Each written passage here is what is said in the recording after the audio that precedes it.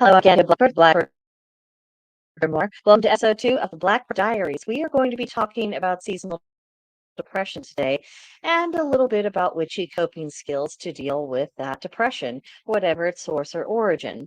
And so, of course, the inspiration for this is because we are on the brink of the return of autumn. The dark and the chill is not universally welcomed by everyone, and some people, they genuinely do struggle with this every single year.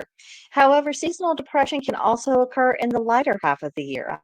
I know that's been my personal experience, and that we'll get into the reasons for that. But the truth is, very few people feel universally at ease during every single season.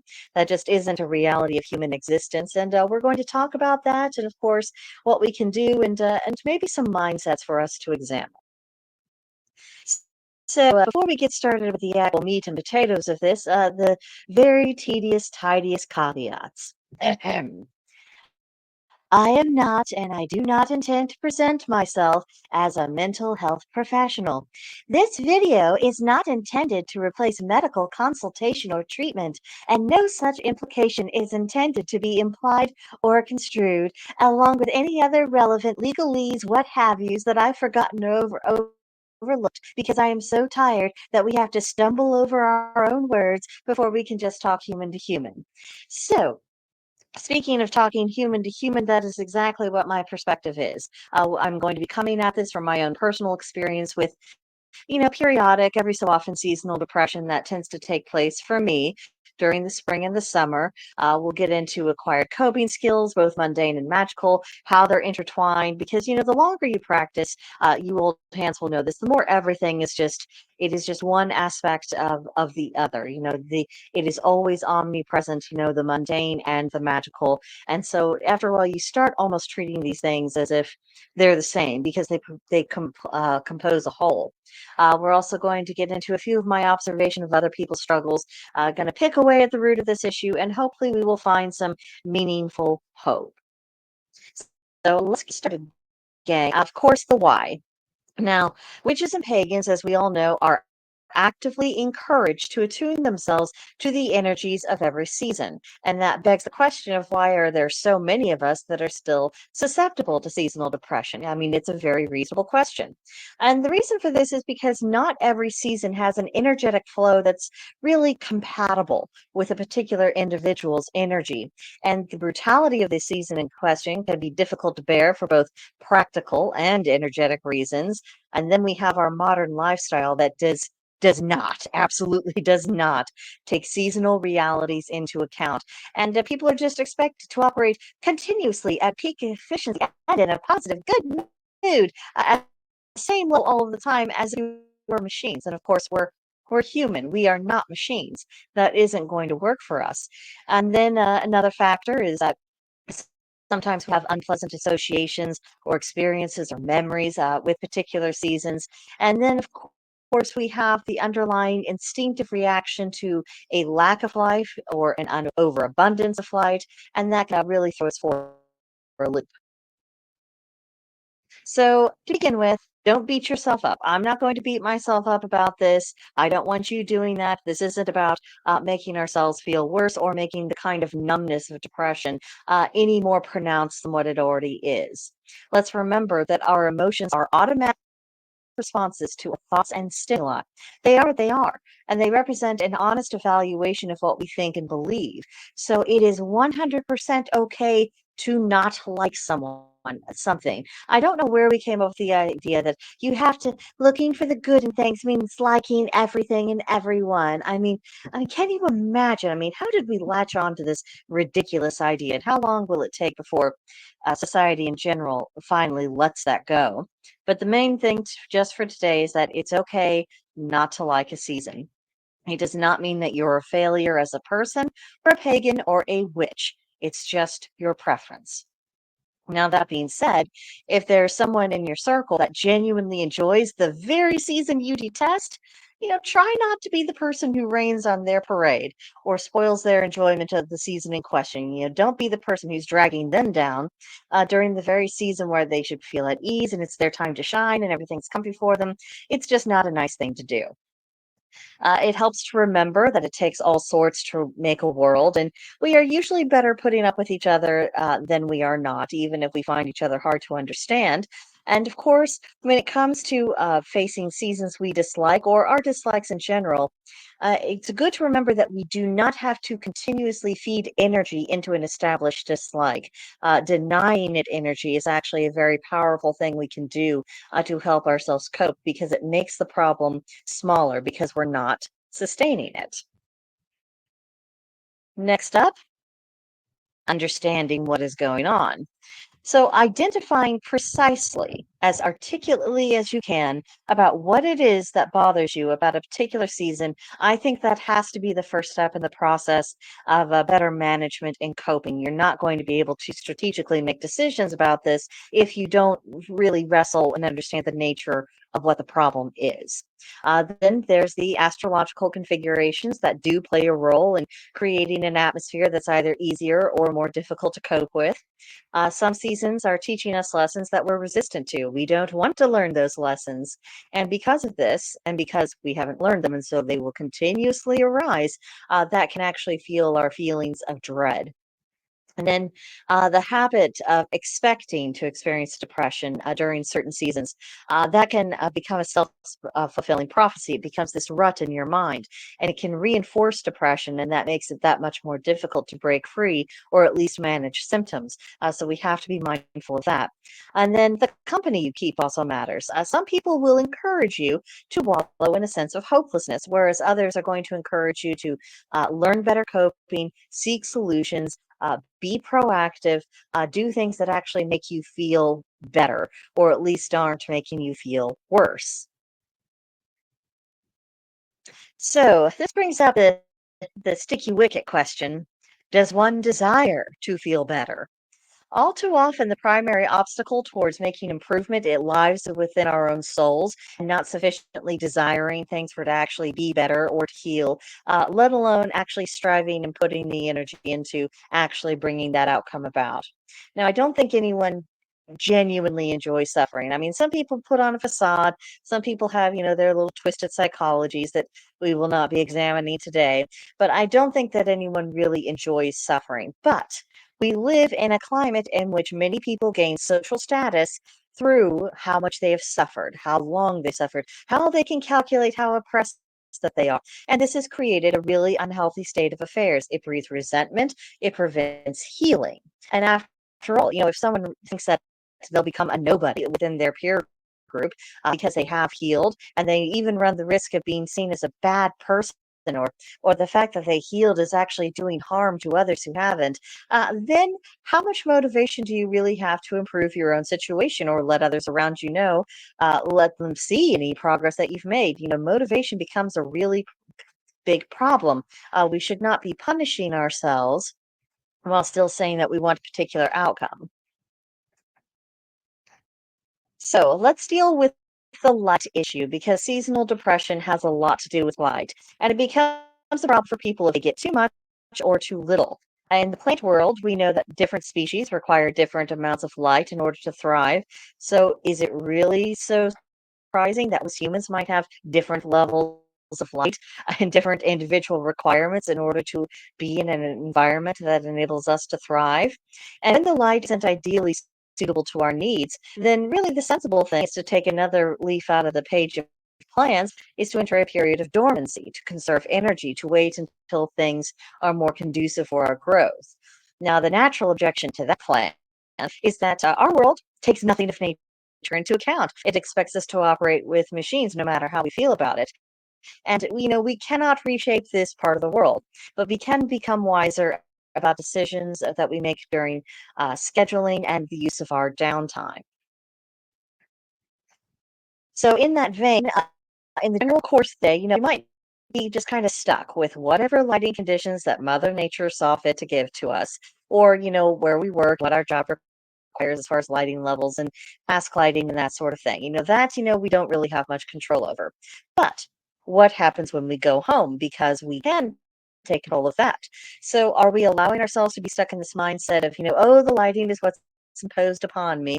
Or do we go home and immediately make adjustments to the light so it suit our needs. If you need more light, it can be as simple as flipping the switch for the overhead lighting, or you could be incorporating things like table lamps and candles and a fireplace, things that kind of softly infuse a space with lighting. That can really help.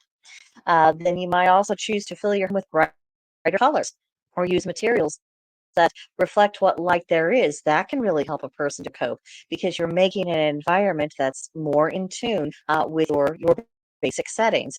And then every season, remember, has its own rainbow of color. So you can still do this. You can still decorate seasonally and have everything, be in that glow, but you can use the brights of the season. You do have that option. And, sometimes it's very limited options, but use what you got. And, if you need to have a well-placed bit of yellow just because it's making you feel a lot better, then, that's what you do. If you need the light, you make sure that you are creating and capturing as much light as you can in your home environment. But on the flip side of things, you might be desiring less light. Where's my fellow darkness lovers? Uh, then that means that when we come home, we might be foregoing the overhead lights. And then when we come home, the first thing we do is just create that better environment of ourselves, bringing things back down. The judicious use of drapes can be very helpful. They can create shadows, and at the very least, they filter the light when it becomes abrasive. Leaning into darker tones in our decor, even our seasonal decor, that can help create a cozier environment where we're not feeling, attacked. You might even discover that your needs for light and dark will vary over the course of a season. And if they do, then, you make simple adjustments, like I left the light on or I turned the light off, whatever it is that you require. So rather than becoming too rigid and forcing yourself to handle lighting issues in only one way, allow yourself the freedom to make adjustments. By reclaiming your agency in this, you're already doing something that helps combat those depressive feelings. So even when you're in the least favorable season for your personal nature, you will still have good days. And on those days, allow yourself to relax and enjoy it. There'll be plenty of time to feel the dark and twisties and the blues, when the bad days come back. But when you have a good day, allow yourself that lightness, having a break from your problems, a break from the depression, that can really be very valuable to us. Then seasonal lessons. Every season can teach us something, and experiencing depression during a particular season could be related to us feeling resistant to what that season is trying to teach us. So in spring, it might be the idea of rejuvenation and beginning all over again. That could be exhausting for some people. In summer, you have this long stretch of gestation where everything growing, but nothing's really happening. That could get very dull, and that dullness could spark some depression. Then in autumn, the return of the darkness, that creates a sense of foreboding for some people. Then in winter, the issue may be the very long chill, making thoughts of warmth and light feel very far away. Whatever the season and whatever the underlying issue is, there's a need to identify what that is and then admit that to yourself. You're not going to be able to talk your way out of it by just repeating platitudes or pretending everything is fine. You've got to wrestle with the core issue. And it is possible to grow into an appreciation of each season's lessons and challenges. But first, before you can get to that appreciation, before you can grow into it, you have to admit the cause of your resistance so you can get around it.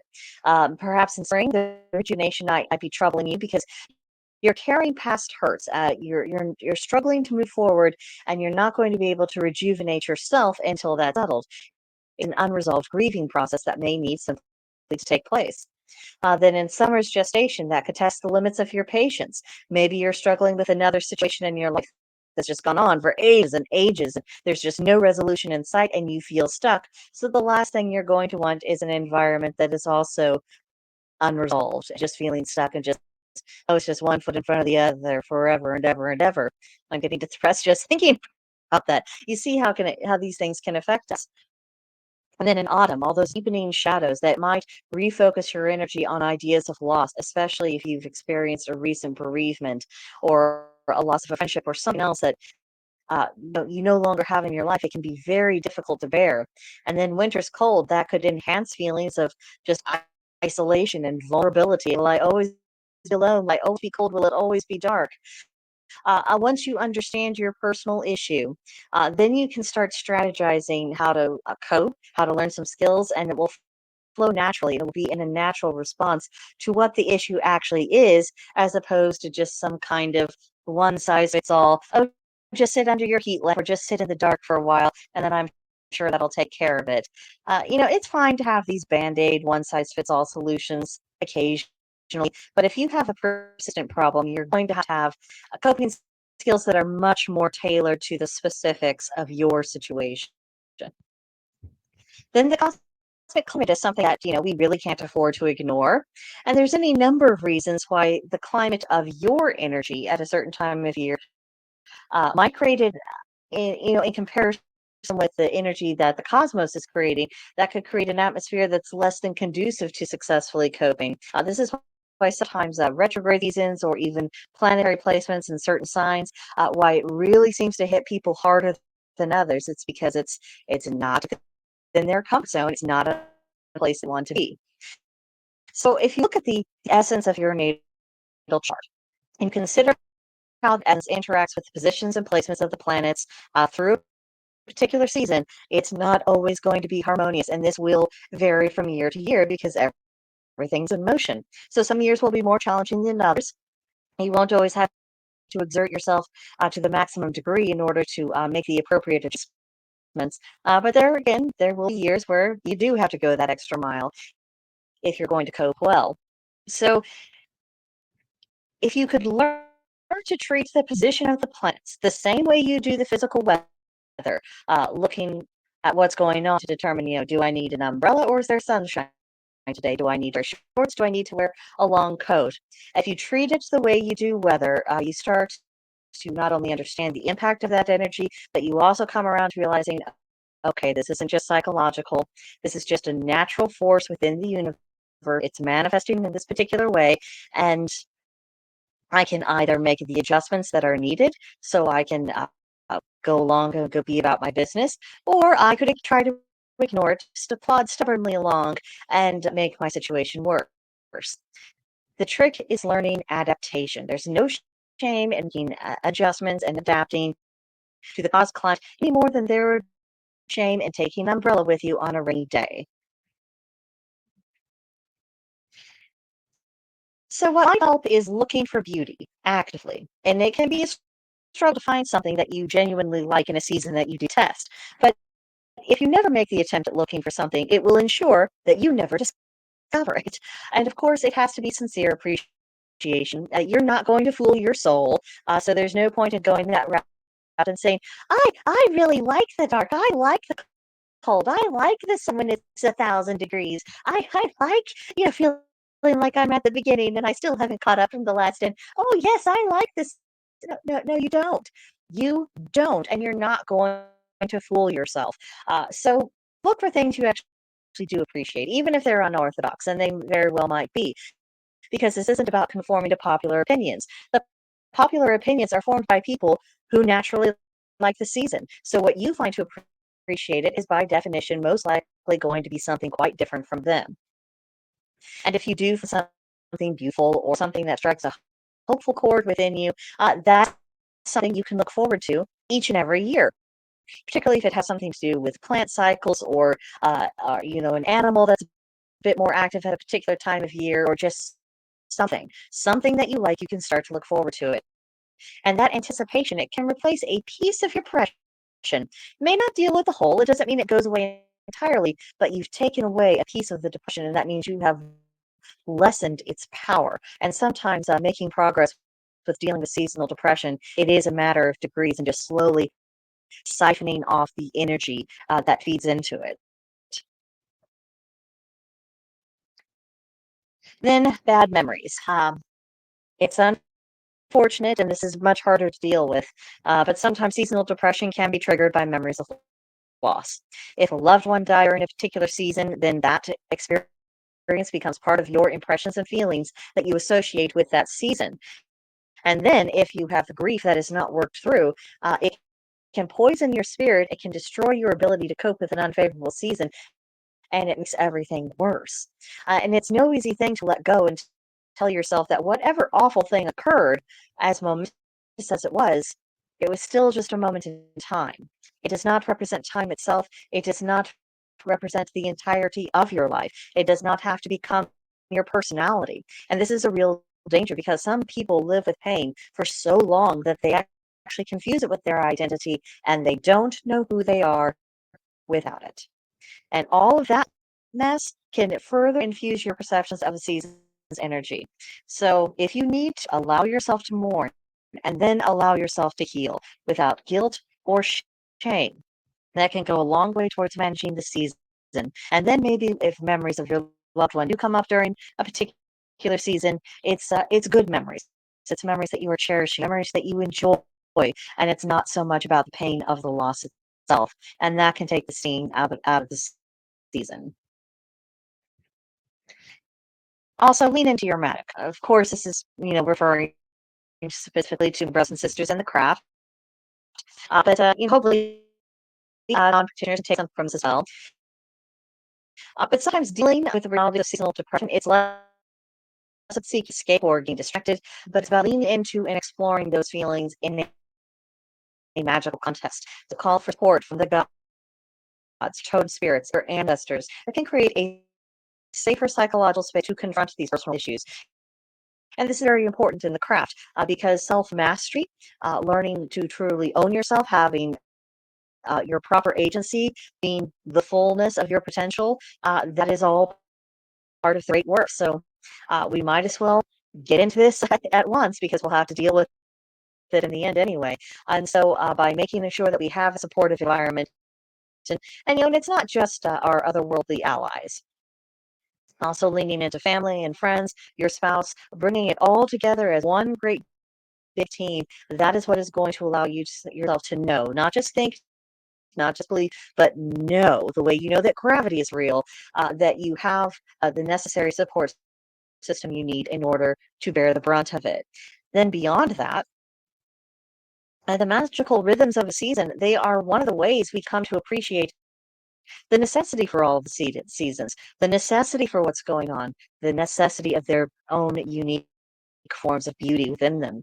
Because all aspects of this divine pattern are sacred, not necessarily comfortable, but they are still sacred. And facing our discomfort can help remove that power of dread because we know that we are more than the sum of our fears. And fear does lose its potency with familiarity and understanding and putting things into their proper context.